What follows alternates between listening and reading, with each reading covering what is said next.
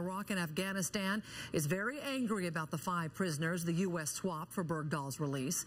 Jason Redman was shot 8 times in an al-Qaeda ambush in 2007. He worries some detainees freed from Guantanamo Bay are the same people his unit faced on the battlefield.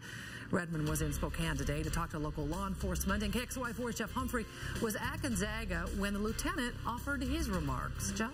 Nadine, Redman's new mission back here in the States is to inspire civilians with his incredible story of survival and determination. And today our police officers hung on his every word about overcoming adversity with teamwork. But we couldn't help ourselves to not ask this decorated veteran what he thought about this prisoner swap. And Redman's words cut like a bayonet.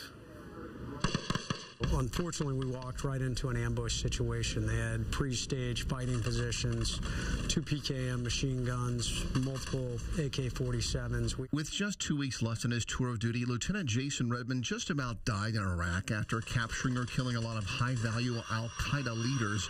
The Navy SEAL had half of his face blown off, yet had the fortitude to finish the battle and later run for a medical chopper. Because I went from a point of not having any energy to, hey, I want to go home. I want to see my wife and kids. I want to, raise them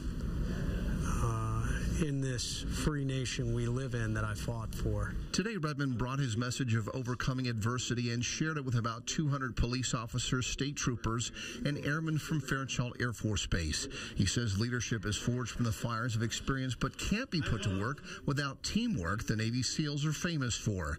They are all just ideals until you see the sign that Redman posted outside his hospital room as soon as he got back to the States. It said, "Don't come into this room to feel sorry for my wounds.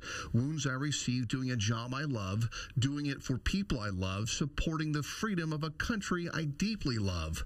The note became an internet sensation, and so if you ask Redman what he thinks about the swap of prisoners for the release of Sergeant Bowe Bergdahl, Redman doesn't hold back. There are a lot of American military members who spent a lot of time and effort searching for him, guys who were killed trying to find him. So, I don't know when the United States of America decided it was going to be the right thing to negotiate with terrorists, but I think it's totally unacceptable. And so if you've been sitting on the fence about Bergdahl's release, there is one way to look at it from somebody who has obviously a very qualified opinion. No kidding. What he has been through, that sign in the hospital room was something else.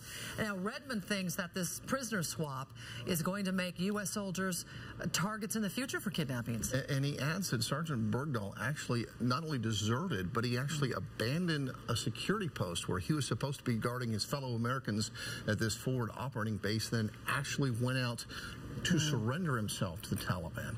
And so given the fact that people have been hurt and died and prisoners released because of a voluntary act, that's what doesn't sit well with a lot of people. Made his guys vulnerable, too, in the process. All right, thanks so much, Jeff.